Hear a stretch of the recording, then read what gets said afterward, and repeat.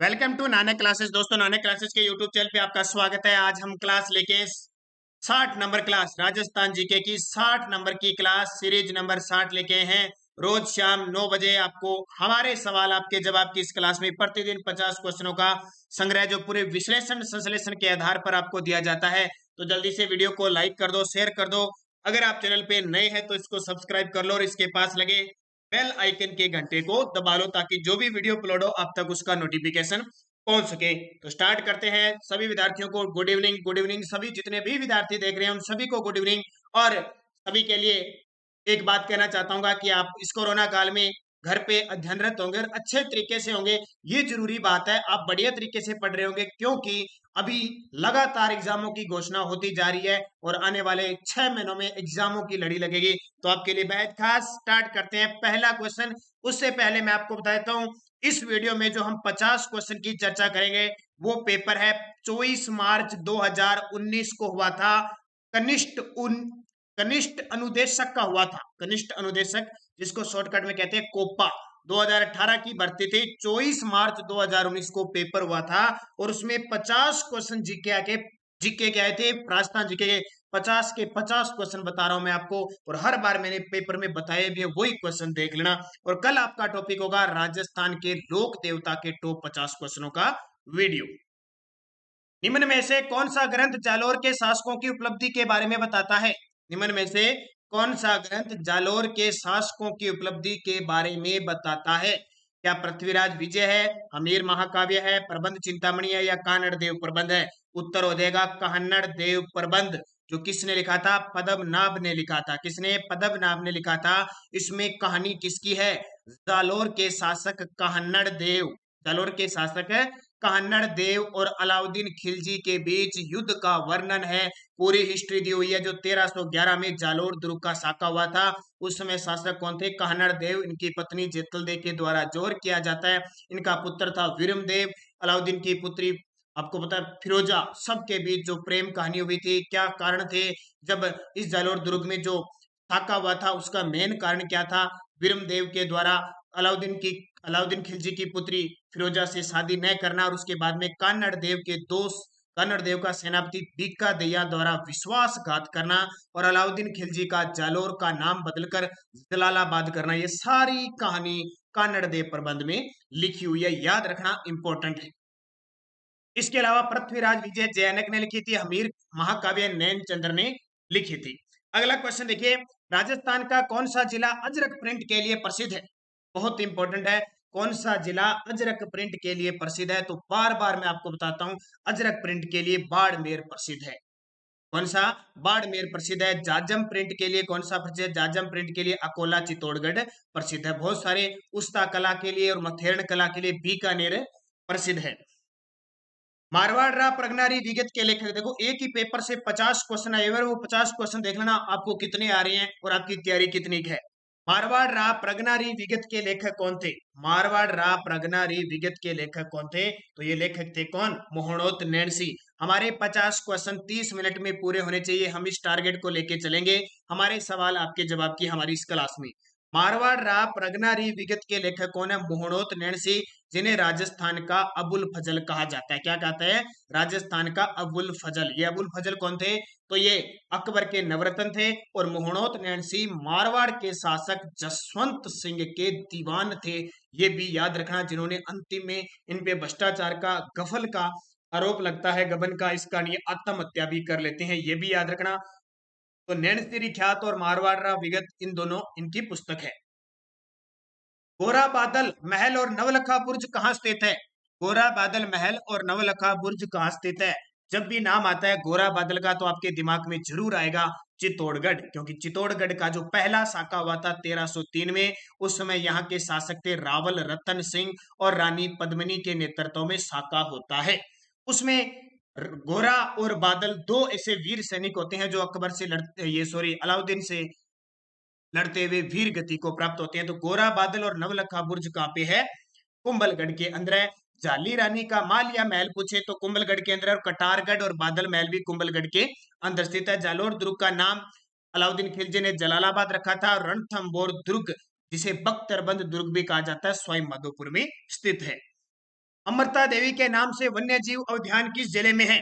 बहुत बार मैंने आपको बताया है, अमृता देवी का संबंध किस जिले से है? पेपर में आ जाए तो आपका उत्तर सीधा सा जोधपुर होगा। तो वन्य जीव उद्यान भी कहाँ पे है? जोधपुर में। अमृता देवी पर्यावरण के क्षेत्र में सबसे बड़ा पुरस्कार दिया जाता है अमृता देवी पुरस्कार। संस्था को मिलते हैं 1 लाख रुपए और व्यक्ति विशेष को मिलते हैं 50,000 रुपए। एक तो ये याद रखना इंपॉर्टेंट है, अमृता देवी के नेतृत्व में 1730 में खिजड़ली गांव में पेड़ों की रक्षा करते हुए प्राणों की बलिदानी यहाँ पे 363 व्यक्तियों के द्वारा दी गई। उस समय मारवाड़ के शासक अभय सिंह थे। संत लालदास जी किसके लिए अच्छी तरह जाने जाते हैं? संत लालदास जी, जिन्होंने लालदासी संप्रदाय चलाया था, किसके लिए जाने जाते हैं? मूर्ति पूजा के लिए, सांप्रदायिक सद्भाव के लिए, समाज सुधार के लिए, या फिर सरल जीवन के लिए? देखो, संत संप्रदाय से इस प्रकार क्वेश्चन भी आ सकते हैं, तो इसका क्षेत्र हो जाएगा सांप्रदायिक सद्भाव के लिए संत लालदास जी जाने जाते हैं। प्रसिद्ध 84 खंभों की छतरी कहां पे स्थित है? ये तो आपको पता ही है। प्रसिद्ध 84 खंभों की, 80 खंभों की, 32 खंभों की, एक 32 की और है, एक 16 की, एक 8 की, इसके अलावा 8, इसके अलावा 1444 खंभों की। ये खंभों की छतरियां आपको याद रखनी है, पेपर में पूछा जाता है। तो 84 खंभों की छतरी तो सीधी सी बात है बूंदी के अंदर है। 84 खंभों की बूंदी में, 80 खंभों की अलवर में। कहाँ पे है? अलवर में। 32 खंभों की एक तो मांडलगढ़ भीलवाड़ा में है। मांडलगढ़ भीलवाड़ा में किसकी है? तो ये जो 1584 में अकबर द्वारा महाराणा प्रताप का पीछा करने के लिए भेजा जाता है जगन्नाथ कछावा की, उसकी है। और 32 खंभों की न्याय की छतरी है रणथंभौर में। और 16 खंभों की छतरी है नागौर में, अमर सिंह राठौड़ की है। 8 खंभों की छतरी महाराणा प्रताप की है, खेजड़ बांध के किनारे बारडोली चाउंड में है। और 1444 खंभों की छतरियों का समूह, जो मंदिरों का समूह है, वो रणकपुर पाली के अंदर है। मुगलों के साथ निरंतर संघर्ष में रहने वाले मारवाड़ के शासक कौन थे? मुगलों के साथ निरंतर संघर्ष में रहने वाले मारवाड़ के शासक कौन थे? इसका उत्तर हो जाएगा चंद्रसेन। मारवाड़ के शासक जिन्हें मारवाड़ का प्रताप, प्रताप का अग्रगामी, भूला बिसरा राजा, विस्मृत नायक कहा जाता है, इसको राव चंद्रसेन को, जो मालदेव के पुत्र थे, 1562 में गद्दी पर बैठे और 1581 में जब इनकी मृत्यु हुई, जीवन भर ये अकबर की इन्होंने अधीनता स्वीकार नहीं की, जंगलों का रास्ता अपनाया और बार बार संघर्ष इन्होंने इतना किया, इतना ज्यादा संघर्ष किया कि कभी भी ये अकबर का, इन्होंने कभी अकबर की अधीनता स्वीकार नहीं की, लेकिन निरंतर ये संघर्ष में ही रहे थे। मोरचंग एक प्रकार का है, मोरचंग एक प्रकार का नृत्य है, वाद्य यंत्र है, मेला है, या बोली है? मोरचंग एक प्रकार का क्या है?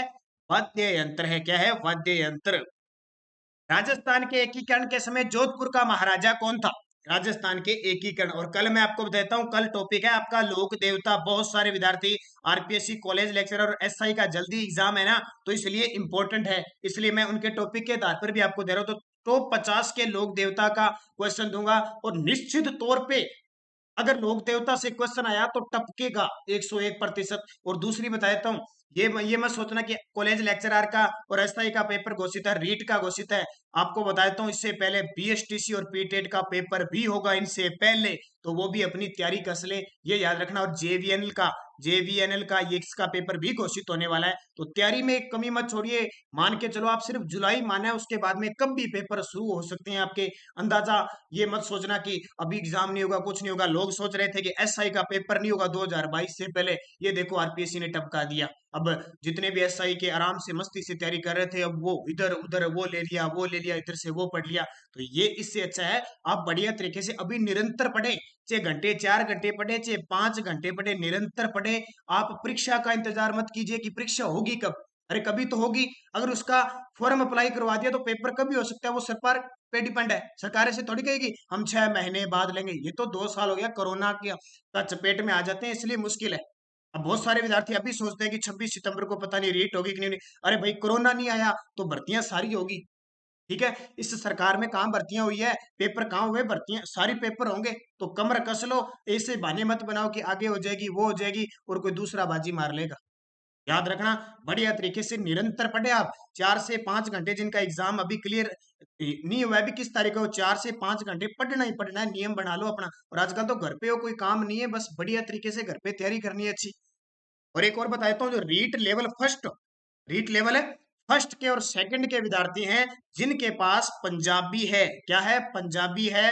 अगर वो पंजाबी फर्स्ट लेवल है या सेकंड लेवल है, दोनों लेवल पंजाबी की, एक मेरे मित्र हैं, खुद के मित्र हैं, या कह सकते हैं मैंने खुद इस पुस्तक को पढ़ी है, बहुत अच्छी बुक है, बुक टेस्ट रूप में है, ठीक है, यानी क्विज दी हुई है, प्रैक्टिस सेट है, 1500 से अधिक प्रश्नों का संग्रह है। इंद्रहंस MA BEd जो किए हुए टीचर है, उनके द्वारा ये पुस्तक तैयार की गई है। राजस्थान के लगभग, एक तो आपको ऑनलाइन लेनी है तो अमेजोन से आप ले सकते हो, फ्लिपकार्ट से मिल सकती है। इनके ये संपर्क नंबर है, कहाँ से मिलेगी, ठीक है, श्री गंगानगर, बीकानेर और हनुमानगढ़ के बुक स्टोरों पे तो ये उपलब्ध है। जबकि और बाकी संपर्क इनके नंबर दिए हुए हैं, इंद्रहंस जी के, आप इनसे संपर्क कर सकते हैं। बहुत ही अच्छी बुक है, 6 से 12 तक की जो किताबें हैं उन पे आधारित पुस्तक है, खुद मैंने पढ़ी है, बहुत ही अच्छी बुक है। तो आप जरूर माध्यमिक शिक्षा बोर्ड अजमेर के द्वारा, और आपको रीट लेवल फर्स्ट और सेकंड का जो फर्स्ट टेस्ट है, सेकंड पेपर है, आपके अनुरूप ही बनाई गई है, तो जरूर इसका फायदा उठाएं। कोई ज्यादा कॉस्टली इसका पड़ता नहीं है, तो आप जरूर देखें, क्योंकि आपने टॉपिक पढ़ रखा है। लेकिन अगर आप सेकंड लेवल फर्स्ट लेवल जाए, अगर आपके 30 में से 28-29 नंबर नहीं बनते हैं, तो फिर एक आसान सा विषय लेने का कोई फायदा नहीं है। तो आप पंजाबी विषय के लिए ये बुक जरूर एक बार पढ़ें, मेरे कहने से अच्छी बुक है। इसमें 1500 से ज्यादा प्रश्नों का संग्रह और प्रैक्टिस सेट है, क्योंकि अब जो टाइम रह गया, वो संग्राम रह गया, वो प्रैक्टिस करने का है, हर एक प्रैक्टिस करने का है। तो आप इस बुक को जरूर खरीदें, कहीं मिलती है तो ठीक है, नहीं तो आप यहाँ पे संपर्क कर लें, संपर्क से ये आपको सारा अवगत करवा देंगे। तो राजस्थान के एकीकरण के समय जोधपुर का महाराजा कौन था, हनुमंत सिंह था। कौन था, हनुमंत सिंह था। आहड़ सभ्यता की सर्वप्रथम खुदाई किसने की थी, आहड़ सभ्यता की सर्वप्रथम खुदाई किसने की थी, आहड़, आहड़ कहाँ पे है, उदयपुर में है, कहाँ पे, उदयपुर में, बेड़च नदी के किनारे है, जानते हो ना। और इसकी जो खोज हुई थी 1953 में, किसने, अक्षय कीर्ति व्यास ने। पेपर में क्वेश्चन टपकताई है, कालीबंगा, आहड़, गणेश्वर, विराट, चारों सभ्यता का तो छानबीन के सारे प्रश्न तैयार कर लेना, सीधा ही पेपर में आ जाएगा। अभी 2019 के 24 मार्च में ये प्रश्न आ गया। 2019 का दिसंबर में पेपर हुआ था, लाइब्रेरियन का पेपर, उसमें उसने पूछ लिया राजस्थान की किस सभ्यता को धूलकोट के नाम से जाना जाता है। पता है ना आपको, धूलकोट और आघाटपुर और ताम्बर नगरी किसको कहते हैं, इस आहड़ सभ्यता को ही कहते हैं। तो ये याद रखना, पेपर में पूछा जाता है। इस अभिलेख में गुर्जर प्रतिहार को लक्ष्मण के वंशज कहा गया है। इस अभिलेख में गुर्जर प्रतिहार जो वंश है उसको लक्ष्मण का वंशज कहा गया है, कि ये तो लक्ष्मण के वंशज ही है, पीछे से आ रहे हैं। जैसे कहते हैं ना कछुआ वंश, कछुआ वंश के शासक अपने आप को राम के वंशज के पुत्र कुश है, उसके वंशज मान जाते हैं। तो किस अभिलेख में मिलता है ये जानकारी, तो ग्वालियर अभिलेख में। ये ग्वालियर कहाँ पे है, मध्य प्रदेश में है। ग्वालियर अभिलेख में ये लिखा हुआ है कि जो गुर्जर प्रतिहार, जो गुजरात और राजस्थान के मारवाड़ में जिन्होंने राज किया था, जिनके बड़े बड़े नाम आते हैं, क्या नाम, नागबट प्रथम, नागबट द्वितीय, वत्सराज, मिहिर भोज, महीपाल, ठीक है, इन सब के नाम, महेंद्र पाल, ये बड़े बड़े शासक ये लक्ष्मण के वंशज माने जाते हैं। कौन कहता है, ग्वालियर अभिलेख। राग चंद्रिका किसके द्वारा रचित है, पुस्तक एक लगभग पूछी जाती है, देखो 2 पुस्तकें अब तक बता चुका हूं। राग चंद्रिका किसके द्वारा लिखी हुई है, द्वारिकानाथ भट्ट के द्वारा। किसके द्वारा, द्वारिकानाथ भट्ट के द्वारा राग चंद्रिका लिखी हुई है। अकबर की शाही सेना ने किसके नेतृत्व में जोधपुर कब्जा किया था, अकबर की शाही सेना ने किसके नेतृत्व में जोधपुर पर कब्जा किया था, अबुल फजल, मान सिंह, हुसैन कुली खां, बदायूं। बहुत बार ये क्वेश्चन मैं आपको बता चुका हूं, जब मैंने आपको बताया था कि 1570 ईस्वी में अकबर की अधीनता स्वीकार नहीं करता है चंद्रसेन, उससे पहले एक अभियान आता है 1564 में, अकबर हुसैन कुली खां के नेतृत्व में जोधपुर पर अटैक करता है। उस समय वहां के शासक होते हैं चंद्रसेन। चंद्रसेन की ऐसी स्थिति नहीं होती है कि वो अकबर से युद्ध कर सके, इसलिए चंद्रसेन जोधपुर से भागकर भाद्राजून चला जाता है। भाद्राजून जालोर में है, भाद्राजून का दुर्ग भी जालोर में है। लेकिन 1572-74 ईस्वी में फिर शाहबाज खां के नेतृत्व में एक सेना आती है, ठीक है, फिर ये भाद्राजून से भागकर सिवाना दुर्ग में चला जाता है, और सिवाना दुर्ग में वापस जलाल खां और किसके नेतृत्व में, राय सिंह के नेतृत्व में सेना आती है, लेकिन ये फिर आगे सारण की पहाड़ी में चला जाता है। ये याद होगा ना, क्लियर। तो जोधपुर पर कब्जा कर लिया हुसैन कुली खां के नेतृत्व में। अहिरवाटी और मेवाती बोलियां निम्न में से किस वर्गीकरण में आती है, अहिरवाटी और मेवाती बोलियां किस क्षेत्र में? अब अहिरवाटी और मेवाती अलवर भरतपुर में है, तो जाहिर सी बात है पश्चिम में तो अलवर है नहीं, मध्य पूर्वी में अलवर है नहीं, दक्षिणी राजस्थान में है नहीं, तो अलवर भरतपुर कहां पे है? उत्तरी पूर्वी राजस्थान में। आसान सा क्वेश्चन, ऐसे बस एक माइंड फ्रेश करने वाले क्वेश्चन आते हैं। जिला पता है ना, तभी तो मैंने आपको बताया था अगर आपको राजस्थान के जिलों के बारे में पूरी जानकारी है तो आप उसको क्वेश्चन को लगभग 70 से 80% हैंडल कर सकते हो। राजस्थान में राजनीतिक गतिविधियों के संचालन हेतु सर्वप्रथम किस राज्य में 1934 में प्रजामंडल की स्थापना हुई थी? राजस्थान में राजनीतिक संचालन हेतु सर्वप्रथम किस राज्य में 1934 में प्रजामंडल की स्थापना? ये आपको पता होगा तो कल सुबह 7 बजे की करंट अफेयर्स की क्लास में क्वेश्चन दिया था मैंने कि मारवाड़ प्रजामंडल की स्थापना ये किसने किसने की थी? तो 1934 में किसके? जयनारायण व्यास ने की थी और इसकी अध्यक्षता आपको पता है भंवरलाल सराफ ने की थी। अब ये सर्वप्रथम पता है क्यों लिखा है? क्योंकि 1931 में जयपुर प्रजामंडल की स्थापना हुई थी, कपूर चंद पाटनी ने की थी, लेकिन उसको वापस स्थगित रद्द कर दिया गया था, मान्यता उसकी रद्द कर दी गई थी, इसलिए सर्वप्रथम माना जाता है। निम्न में से सुमेलित कीजिए। अब देखो संतों से ऐसे क्वेश्चन आते हैं। जसनाथ जी, शीतला माता, जाम्बोजीर, जीर्ण माता। जसनाथ जी कतरियासर बीकानेर में पीठ है, बिल्कुल सही है। शीतला माता की सील की डोंगरी चाकसू जयपुर में मंदिर है, बिल्कुल सही है। जाम्बो जी का जो धाम है मुकाम समाधि है चाकसू नोखा तहसील बीकानेर में है, बिल्कुल सही है। जीर्ण माता का संबंध आमेर जयपुर से नहीं है बल्कि कहां पे है? रेवासा सीकर से है। कहां से? रेवासा सीकर, मधुमक्खियों की देवी, सीकर के चौहानों की कुल देवी जीर्ण माता। सबसे लंबा गीत जीर्ण माता का है, बहुत सारी बातें जीर्ण माता के लिए प्रसिद्ध है। रणछोड़ भट्ट ने संस्कृत में किस महाकाव्य की रचना की थी? तीसरा क्वेश्चन आ गया, देखो सुमेर इस पे चौथा ग्रंथ आ गया अभिलेख और शिलालेख पे। रणछोड़ भट्ट ने संस्कृत में किस महाकाव्य की रचना की थी? किस महाकाव्य? तो कौन सा महाकाव्य? यानी राज प्रशस्ति लिखी थी किसके समय? राज सिंह के समय। ये मेवाड़ के शासक थे राज सिंह, जो 1652 से 1680 तक गद्दी पर बैठते हैं। ये क्वेश्चन आ चुका है 2019 में। राज सिंह के समय राजसमंद झील का निर्माण होता है। इसी राजसमंद झील की 9 चौकी के पाल पर रणछोड़ भट्ट ने संस्कृत में 25 बड़े बड़े संगमरमर के काले संगमरमर के शिलालेखों पर राज प्रशस्ति लिखी, जो विश्व की सबसे बड़ी प्रशस्ति है, ये भी याद रखना। कालीबंगा से हड़प्पा पूर्व की सभ्यता के मिलते जुलते अवशेष पाकिस्तान में किस स्थान पे मिले हैं? कालीबंगा से हनुमानगढ़ गग्गर नदी के किनारे हड़प्पा पूर्व की सभ्यता मिलते जुलते पाकिस्तान में भी अवशेष मिले हैं, वो कहाँ मिले हैं? तो याद रखना कोट दीजी में मिले हैं, पाकिस्तान के कोट दीजी में। नवल सागर तालाब कहाँ स्थित है? देखो आपने खूब तालाब पढ़े हैं, ऐसे तालाबों से क्वेश्चन। नवल सागर बूंदी के अंदर है। कहां पे? नवल सागर जो तालाब है वो बूंदी के अंदर है। निम्नलिखित शब्दों में से कौन सा जन्म से मुसलमान था? कौन सा जन्म से मुसलमान था लेकिन बाद में हिंदू प्रवृत्ति अपनाई थी? संत माव जी नहीं जी, दादू दयाल जी नहीं जी, चरणदास जी नहीं जी, लाल दास जी थे, मेवाती भाषा के थे, मेवाती बोली में ये उन्होंने ग्रंथ लिखे थे, लाल दास जी। ठीक है, लालदासी संप्रदाय चलाया था जिन्होंने जन्म से मुसलमान थे और आज भी मेवाती घराने के लोग हैं, ये मुस्लिम प्रवृत्ति और हिंदू प्रवृत्ति दोनों को मानते हैं, ये भी याद रखना। अलवर भरतपुर क्षेत्र में इनका खास ठिकाना था। निम्नलिखित में से किसने तरुण राजस्थान व दिल्ली हेराल्ड समाचार पत्रों के माध्यम से सीकर के किसानों की समस्या को प्रचारित किया? तरुण राजस्थान और दिल्ली हेराल्ड समाचार पत्रों के माध्यम से सीकर के किसानों की समस्या को प्रचारित किया? हरलाल सिंह चौधरी, राम नारायण चौधरी, लादू राम चौधरी या हीरालाल शास्त्री? तो उत्तर हो जाएगा राम नारायण चौधरी। गोरा थारी नहीं, भाई नहीं है, गोरा धाय ने, गोरा धाय ने मारवाड़ के किस शासक की जान बचाई थी? गोरा धाय ने किस मारवाड़ के शासक की जान बचाई थी? अजीत सिंह।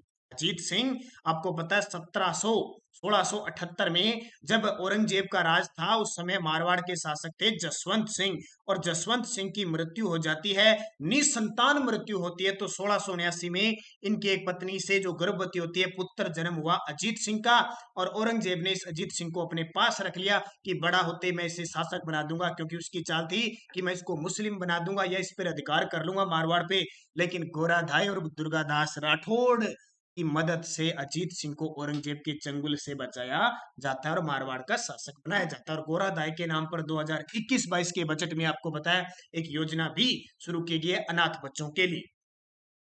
जयपुर के किस कछुआ शासक ने 1818 में ईस्ट इंडिया कंपनी से संधि की थी?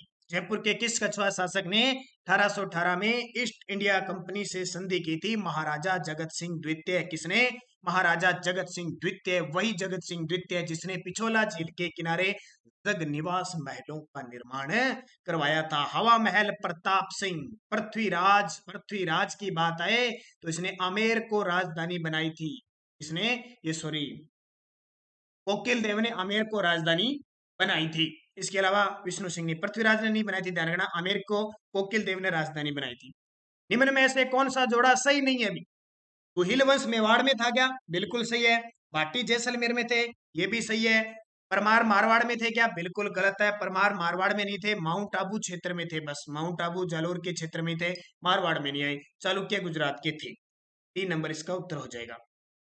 राजस्थान के निम्नलिखित में से किस जिले में प्रसिद्ध स्थान मांडलगढ़ स्थित है? कितना आसान क्वेश्चन। मां बिगोद भीलवाड़ा मांडलगढ़ में एक तो त्रिवेणी संगम होता है बनासखारी और बेड़च का। एक मांडलगढ़ दुर्ग है। एक मांडलगढ़ के अंदर 32 खंभों की छतरी जगन्नाथ कछावा की बनी हुई है। राणा सांगा की भी 32 खंभों की छतरी बनी हुई है। उत्तर क्या हो जाएगा? भीलवाड़ा। राजस्थान का कौन सा जिला अंतरराष्ट्रीय सीमा के निकट नहीं है? राजस्थान का कौन सा जिला अंतरराष्ट्रीय सीमा के निकट नहीं है? अब ये तो आपको क्लियर पता ही है कि देखिए ये राजस्थान है, राजस्थान का गंगानगर, बीकानेर, जैसलमेर और बाड़मेर है। ये 4 तो नजदीक ही है। इसके अलावा कोई जिला होगा वो दूर ही होगा, तो कौन सा होगा? हनुमानगढ़।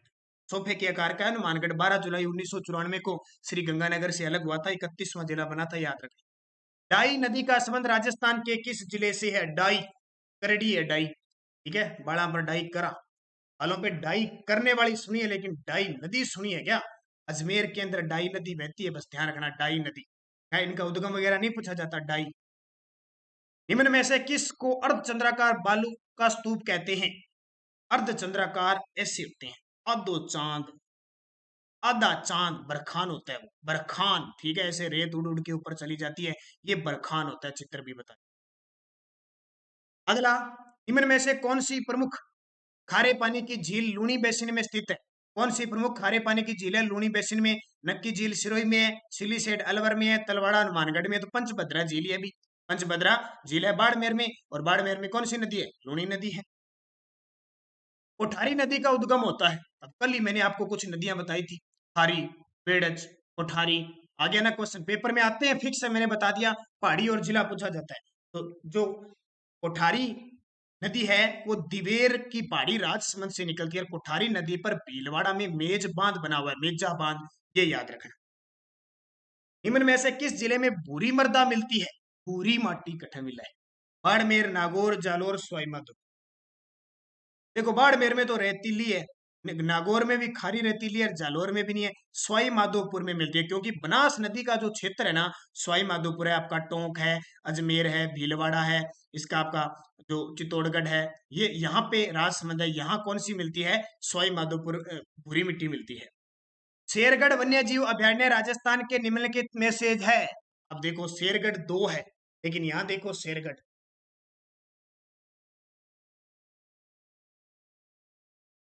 वही ऑप्शन नहीं है इसके अंदर, ध्यान रखना। ऐसे पेपर में आया था, इसमें बोनस दिया था, सारे नहीं है, या तो शेरगढ़ है 12 में, या फिर है धौलपुर में, 2 है, ठीक है। ये जो 12 में है शेरगढ़, वो तो परवन नदी के किनारे है। धौलपुर में जो शेरगढ़ है उसके उसमें क्या रखी हुई है? हुनहुंकार तोप रखी हुई है। निम्न में से किस प्रदेश में स्टेपी प्रकार की वनस्पति पाई जाती है? स्टेपी यानी अर्ध शुष्क। स्टेपी किसको कहते हैं? अर्ध शुष्क। तो ये हो गया, ये जो आपका 25 सेंटीमीटर और 50 सेंटीमीटर के बीच का जो शुष्क अर्ध शुष्क क्षेत्र है वहां पाया जाता है। सूखा संभावित क्षेत्र कार्यक्रम कब लागू किया गया? सूखा संभावित क्षेत्र कार्यक्रम कब लागू किया गया? 1974-75 में। कब? 1974-75 में। राजस्थान में निम्नलिखित में से किस जिले में अफीम का सर्वाधिक उत्पादन होता है? सर्वाधिक अफीम का उत्पादन कहाँ होता है? राजस्थान में अफीम का उत्पादन सबसे ज्यादा चित्तौड़गढ़ के अंदर होता है। ये क्वेश्चन 2019 के पेपर में आया हुआ है। निम्न में से भैंस की कौन सी प्रजाति दूध उत्पादन के लिए सर्वश्रेष्ठ है? कौन सी प्रजाति है सबसे ज्यादा दूध देती है? मुर्रा। ये खास करके उत्तर पश्चिम क्षेत्र में तो खूब पाई जाती है मुर्रा नस्ल की भैंसें। भेड़ नहीं है, भेड़ की कौन सी प्रजाति भारतीय मेरिनो के नाम से जानी जाती है? ये क्वेश्चन तो बहुत बार बता दिया, बहुत ही आसान है। भारतीय मेरिनो किसको कहते हैं? चोकला को कहते हैं। ये मेरिनो भेड़ है कहाँ पे, आपको पता होना चाहिए, ऑस्ट्रेलिया के अंदर है, शेखावटी क्षेत्र में चोकला पाई जाती है।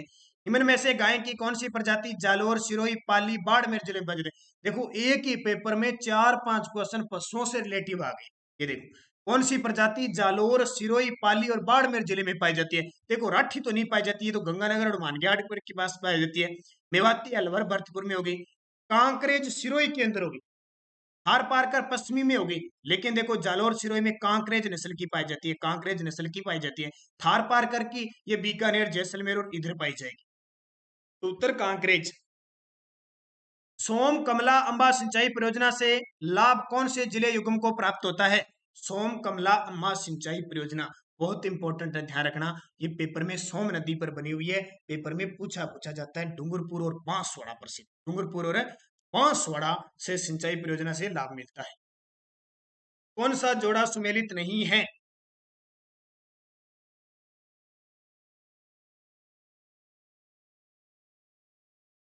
सारे तांबे के हैं, ये तांबे के हैं। क्षेत्र बताना है।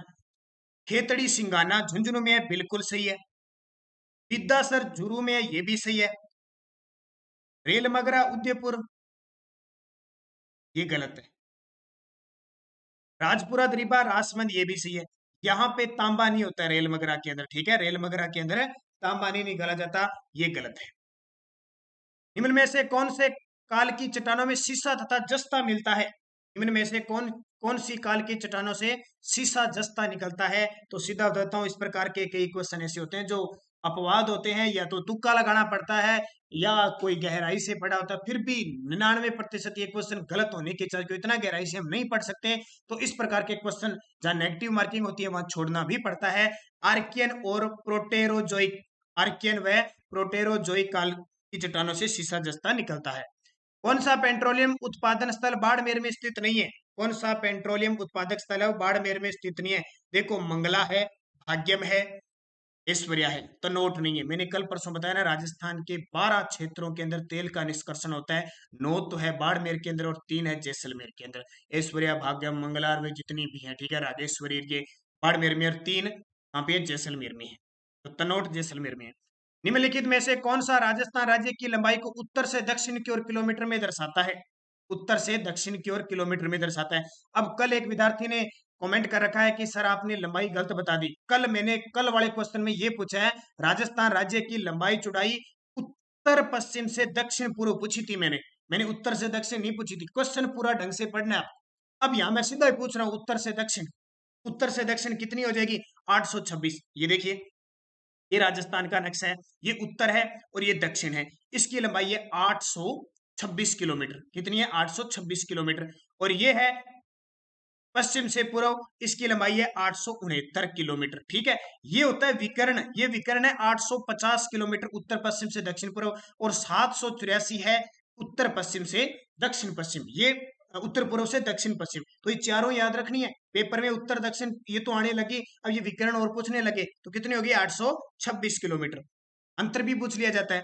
क्षेत्रफल की दृष्टि से निम्न में से कौन सा राजस्थान के बाद सबसे बड़ा राज्य है? तो राजस्थान के बाद सबसे बड़ा कौन सा है? मध्य प्रदेश है। पहले मध्य प्रदेश होता था, लेकिन मध्य प्रदेश से छत्तीसगढ़ ये अलग हो गए, तो राजस्थान बन गया सन 2000 में। विलास सिंचाई परियोजना का संबंध निम्नलिखित में से किससे है? विलास सिंचाई परियोजना का संबंध निम्नलिखित में से किससे है? तो ध्यान रखना, कोटा जिले से है।